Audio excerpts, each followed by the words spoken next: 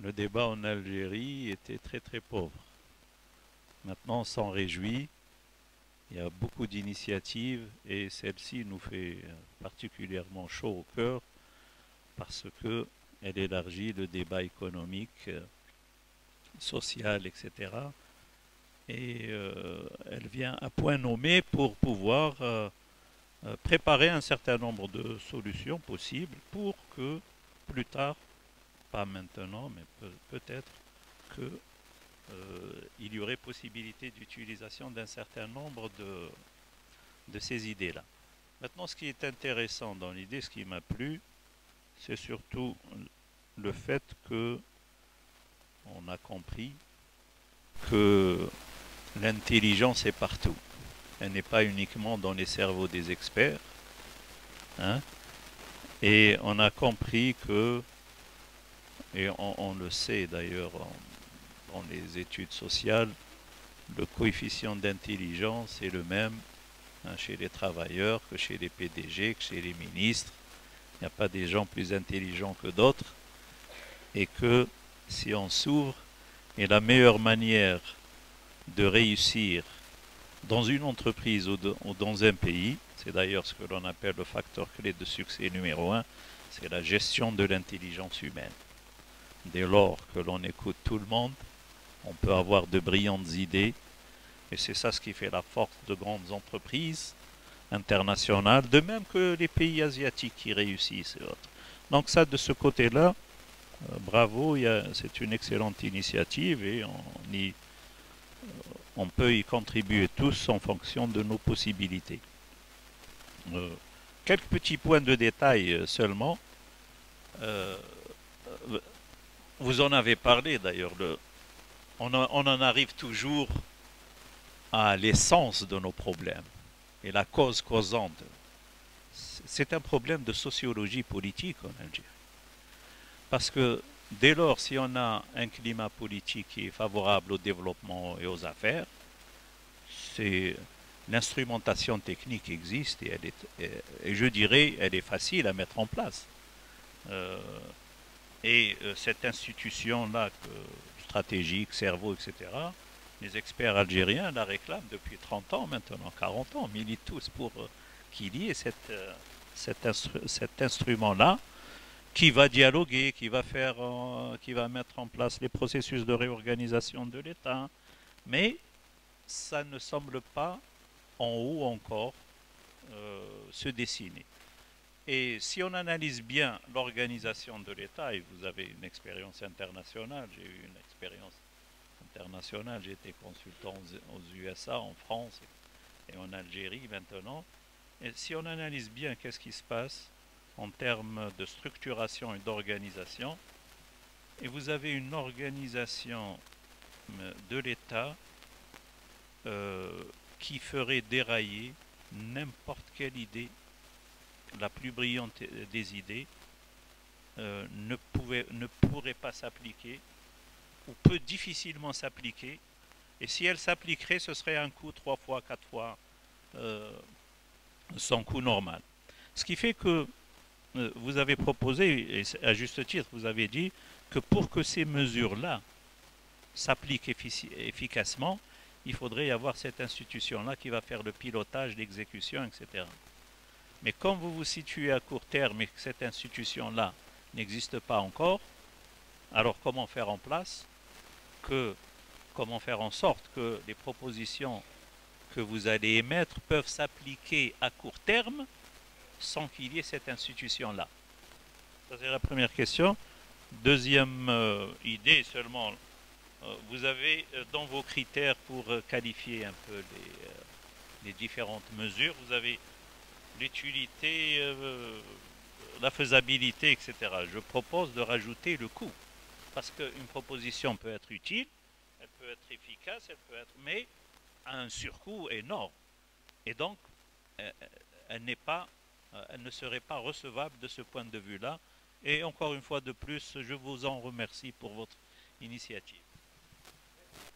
Et j'exerce en France également. D'abord, je voudrais vous féliciter pour cette formidable tribune que vous ouvrez au peuple, parce qu'en Algérie, il est très rare qu'on demande aux Algériens ce dont ils ont besoin. Donc, c'est une formidable initiative que je salue. Il y a des erreurs, comme tout le monde. Enfin, j'ai été choquée par... bon, mais seuls ceux qui n'agissent pas ne commettent pas d'erreurs. Et comme toute nouvelle démarche, eh ben, je pense que vous allez aller en vous perfectionnant. Je le souhaite. En tout cas, j'y apporterai à mon niveau toute ma contribution, parce que vous allez rencontrer beaucoup de gens qui vont vous critiquer et peu de gens qui vont vous aider. Donc, je souhaite que les gens critiques apportent leur contribution aussi. Je regarde monsieur en particulier, parce que quand on a des convictions, qu'on a des compétences, si on ne les met pas au service de la collectivité, ça ne sert à rien. Bon, ça, c'était le premier volet de mon intervention. Le second volet de mon intervention portait, je dirais, sur ce que... Enfin, la question est la suivante, pour faire court, pour ne pas monopoliser la parole. Aujourd'hui, vous êtes une force de proposition. Est-ce que cela ne vous condamne pas un jour à devenir une force d'action? Et ce que je souhaiterais, parce qu'une force de proposition qu'on n'entend pas, c'est une voix muette en quelque sorte.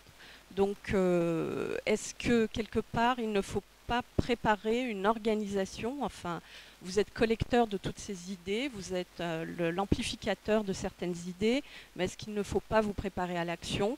Parce qu'on a besoin de gens qui aient des compétences et qui ont surtout une vision, je dirais, un peu transversale.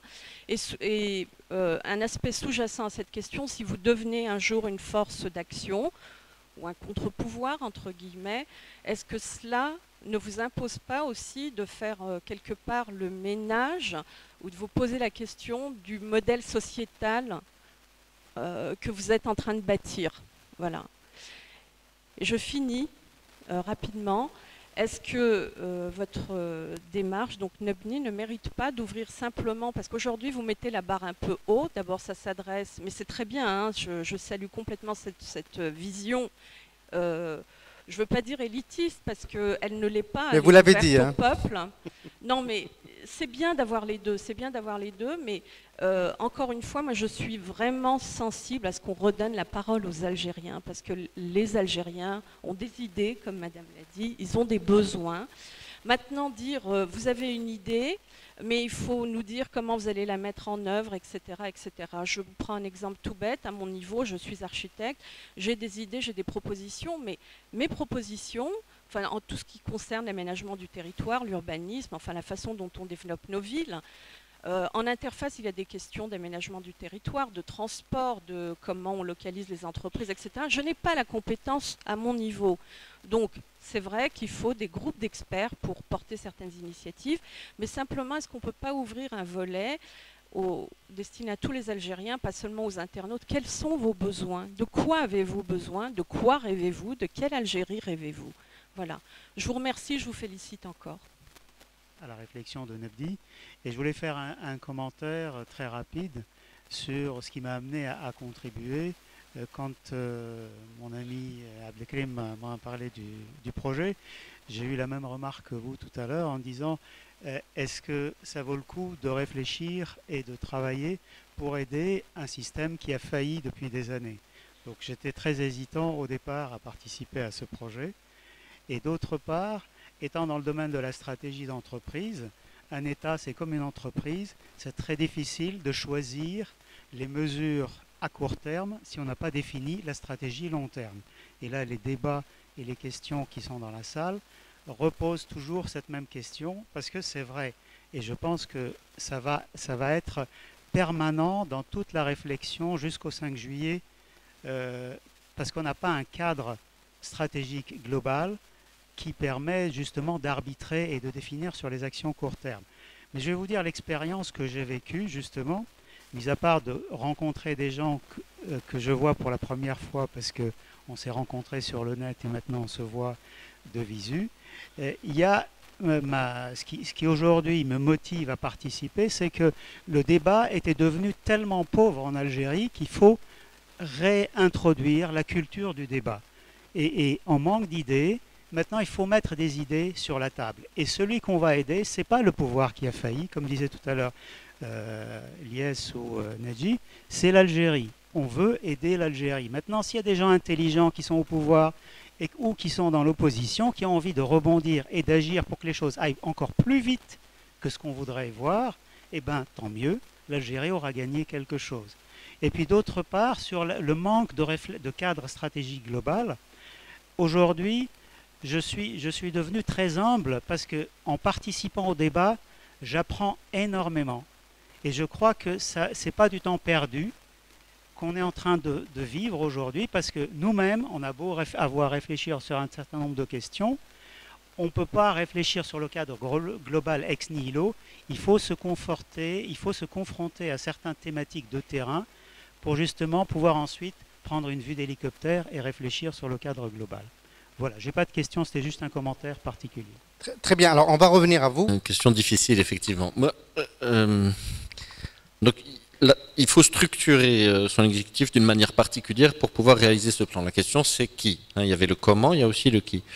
Moi, j'ai la conviction, et par mon expérience dans d'autres pays, j'en suis encore plus convaincu, que au sein de l'administration, au sein du monde universitaire, au sein de la société, les compétences existent.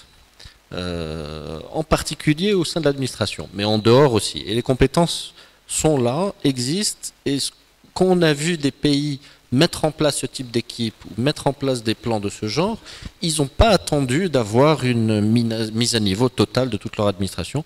Ils ont trouvé au sein de l'administration, ou en dehors de leur pays, ou dans l'université, ou dans l'expertise, etc., des équipes qu'ils ont mis en place. Donc mais bon, c'est plus mon avis personnel qu'autre chose, je ne suis pas convaincu que la contrainte des compétences est la première des contraintes. C'est une question de motivation et d'organiser les personnes selon ces schémas originaux, j'allais dire. Donc, mais c'est pas une œuvre facile, je partage votre avis. Coût budgétaire des mesures, qui était votre deuxième question, vous avez tout à fait raison. Sur les 30 premières, il y en a quelques-unes qui peuvent être chères, effectivement. On s'était fixé comme objectif d'essayer d'être précis là-dessus, d'essayer d'avoir des ordres de grandeur du coût budgétaire pour que ça soit réel. On fait de notre mieux, on n'arrive pas à tout y mettre, mais effectivement, c'est un problème important. Et c'est comme Madame disait, des petites erreurs de construction. Je crois que c'est Rostan ou Abdelkrim qui disait tout à l'heure, même on est en train d'apprendre au jour le jour. D'ailleurs, j'en profite pour nous excuser. On a toujours du retard pour la traduction de l'arabiya. C'est pas facile. On fait de notre mieux, on vote en interne, on passe de longues nuits pour sortir les mesures. Il y a des changements, c'est pas facile. Donc je présente mes excuses au nom de l'équipe sur le fait qu'on fait de notre mieux, mais la traduction en arabe arrive des fois quelques jours après la publication des mesures. Je veux pas monopoliser la parole sur les questions.